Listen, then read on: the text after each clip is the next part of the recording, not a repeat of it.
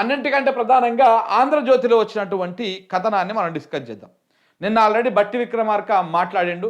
నిన్న బట్టి విక్రమార్క మాట్లాడింది పూర్తిగా మనం అందరం అనుకుంటున్నాం రాధాకృష్ణ మీద ప్రెస్ మీట్ అని. నిన్న బట్టి మాట్లాడింది బట్టి వర్సెస్ రేవంత్ రెడ్డి. ఇది ఎందుకంటే చాలా క్లియర్గా ఆయన రాబందులు, ఏ రాబందుల కోసం, ఏ గద్దల కోసం, ఏ దోపిడిదారుల కోసం పెట్టుబడులు కట్టుకథలతో రాసినటువంటి ఆ విషపు రాతలు, ఆ కొత్త పలుకు అనేటువంటి విషపు రాతలు ఎవరి కోసం, ఎవరికి లాభం చేకూర్చడం కోసం అని చెప్పేసి పదే పదే పదే పదే ఆయన ఆ ప్రెస్ మీట్లో చాలాసార్లు చెప్పడం జరిగింది.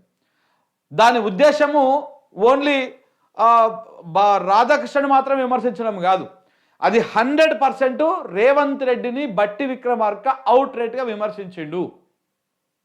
దాంట్లో ఎలాంటి సంబంధం లేదు. ఇక్కడ బట్టి వర్సెస్ రేవంత్ నడుస్తూ ఉన్నది. దేనికోసం నడుస్తూ ఉన్నది, ఎందుకు నడుస్తూ ఉన్నది? మరి బట్టికి ఎన్టీవీ సపోర్ట్ లెక్క, రేవంత్కు ఏబిఎన్ సపోర్ట్ లెక్క నడుస్తూ ఉన్నది. ఈ రెండు ఛానళ్ళు ఇలా కొట్లాడుకుంటాడు అనిపిస్తున్నాయి. వాస్తవానికి ఏబిఎన్ రాసినటువంటి రాతలకు ఎన్టీవీ కౌంటర్ ఇయ్యలే అంటే ఈయన విజ్ఞతకే వదిలేసారు అన్నమాట. వీళ్ళు కౌంటర్ ఇవ్వాలనుకుంటే, ఏబిఎన్కి కౌంటర్ ఇవ్వాలనుకుంటే ఎన్టీవీ చాలా బలంగా ఇవ్వగలుగుతుంది. నీకు విశ్వసనీయతను కూడా మనం ఒకసారి టాలీ చేసుకున్నప్పుడు ఎన్టీవీలో వచ్చిన వార్తను నమ్ముతారా ప్రజలు, ఏబిఎన్లో వచ్చిన వార్తను నమ్ముతారా అంటే నాకు తెలిసి దీన్ని 30% మందో నమ్ముతారు. దీన్ని 70 నుంచి 80% మంది ఈ వార్తలను నమ్ముతారు. వీళ్ళ విశ్వసనీయత ఇంత. ఏబిఎన్ని అదో పుకారు వార్తలు, అదో అంత ఊహాగానాల వార్తలు, అన్ని లేనిపోంది రాస్తారు అనేటువంటి అభిప్రాయము ఏబిఎన్ మీద ఉంటుంది. ఏబిఎన్ ఎంతసేపు ఉన్న ఒక ఎజెండాని చేయడం కోసం రాస్తుంది. కానీ ఎన్టీవీ కొంత వాస్తవానికి దగ్గరగా ఉంటుంది కాబట్టి దాన్ని ఎక్కువగా నమ్ముతారు ప్రజలు. రేటింగ్ల విషయంలో కూడా చూడండి మీరు, నాకు తెలిసి ఎన్టీవీ 1 లేదా 2 ఈ 2 ప్లేస్లలోనే ఉంటుంది మోస్ట్లీ. అంటే టీఆర్పీ రేటింగ్లలో కూడా అయితే ఫస్ట్ TV9 ఉంటుంది, తర్వాత ఎన్టీవీ ఉంటుంది, లేదా ఒకసారి ఈ ప్లేస్కి ఇది పోతుంది, ఈ ప్లేస్కు ఇది వస్తుంది. ఈ రెండింటి దగ్గరనే షఫలింగ్ అయితే ఉంటుంది. ఏబిఎన్ ఏడు ఉంటుంది తెలుసా? ఏబిఎన్ దీని రేటింగ్ 4వ ప్లేసు, 5వ ప్లేసు, గట్టిగా మాట్లాడితే 6వ ప్లేస్ దాకా కూడా పోతుంది రేటింగ్లలో. ఇట్లా 1, 2, 3 చూసుకుంటే ఆ రేటింగ్లలో దీని ప్లేసు ఈ రకంగా డౌన్ఫాల్లో ఉంటుంది. ఎప్పుడో ఒకసారి వీకెండ్స్లో ఈ రాధాకృష్ణ ఎట్లాగో ఈ చెత్తపలుకు రాస్తారు కదా, కొంతమంది ఈ గుసగుసలు ఇలాంటి టైపు వార్తలు వినడానికి ఇంట్రెస్ట్ చూపిస్తూ ఉంటారు. సో ఆ టైంలో ఏదన్నా ఒకటి బాంబు వేల్చడము.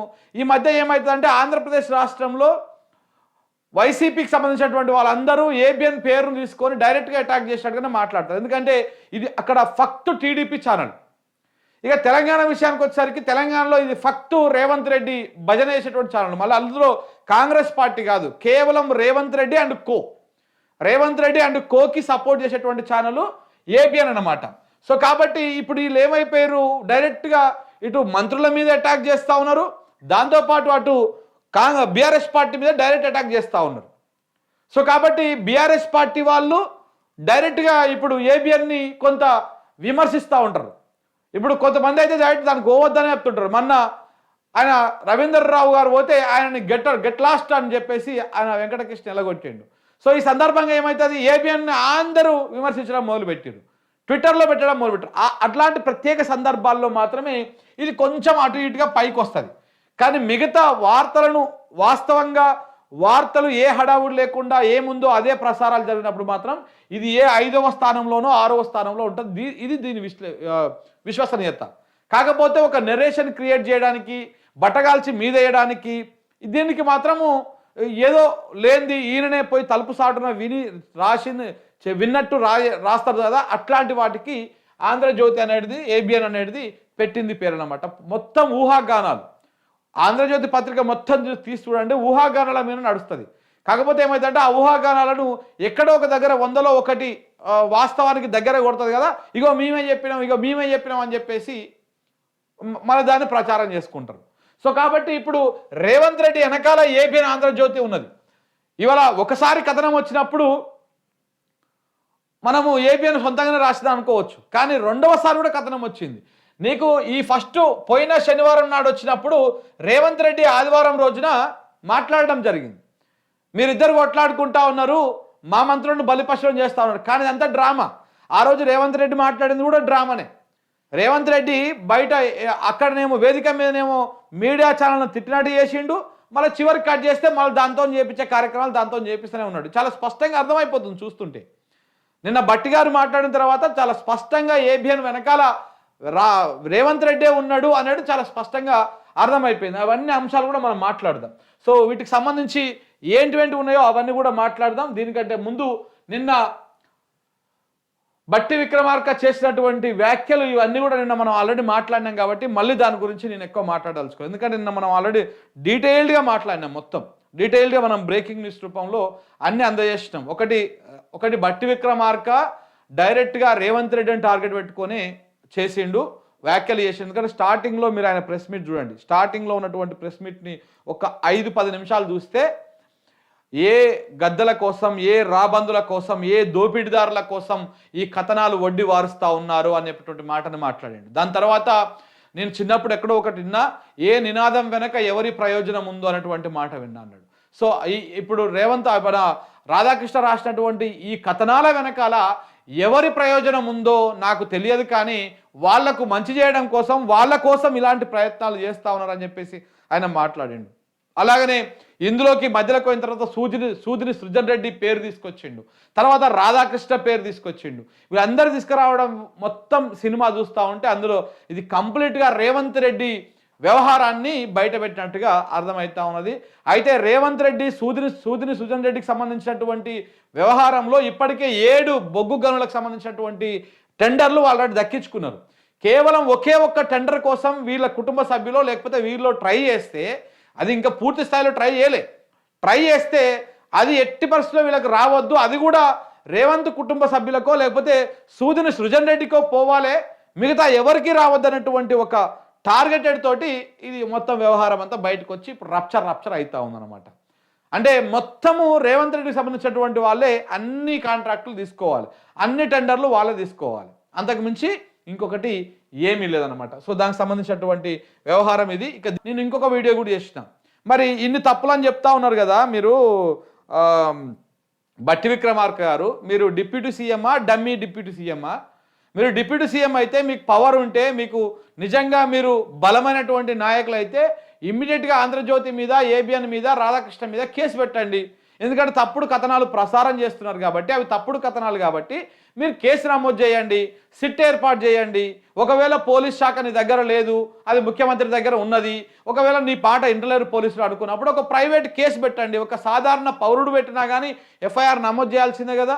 మీరు ఒక డిప్యూటీ సీఎం, ఒక మంత్రి, ఆర్థిక శాఖ, విద్యుత్ శాఖ, చాలా శాఖలు మీ దగ్గర ఉన్నాయి కదా. ఇప్పుడు సింగరేణి శాఖ కదా, అదే సింగరేణి మీద తప్పుడు కథనాలు రాసినందుకు గాను మీరు పోయి ఒక పోలీస్ స్టేషన్లో కంప్లైంట్ పెట్టండి, అప్పుడు కేసు నమోదు చేస్తారు. ఆ కేసు ఎట్లా ముందుకు పోదో అప్పుడు మాలాంటి వాళ్ళు మాట్లాడతారని కూడా మనం చెప్పినాం. కానీ మన బట్టి విక్రమార్కకు ఆ దమ్ము ఉన్నట్టు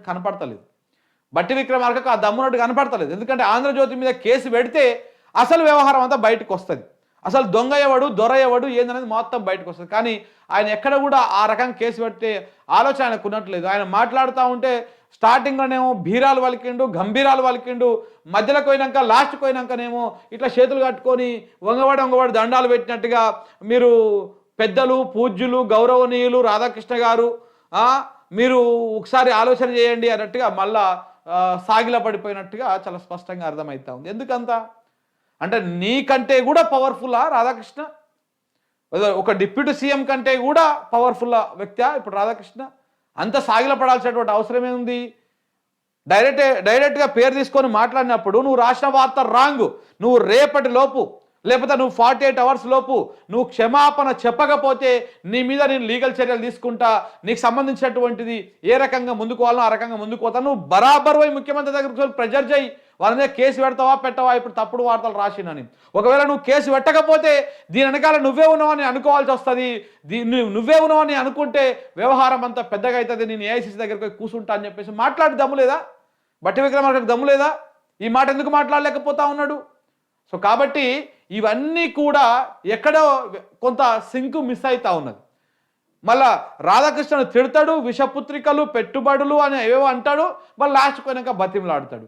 సుధన్ రెడ్డి పేరు తీస్తాడు, మళ్ళీ రేవంత్ రెడ్డికి ఏం సంబంధము అంటాడు. ఎందుకంత భయం అవుతా ఉంది బట్టి గారికి? ఇప్పుడు కాంగ్రెస్ పార్టీలో మొదటి నుంచి ఉన్నది మీరే కదా. ఒకవేళ రేవంత్ రెడ్డి కాకపోతే ముఖ్యమంత్రి పదవికి అన్ని విధాలుగా ఎలిజిబుల్ అయింది మీరే కదా.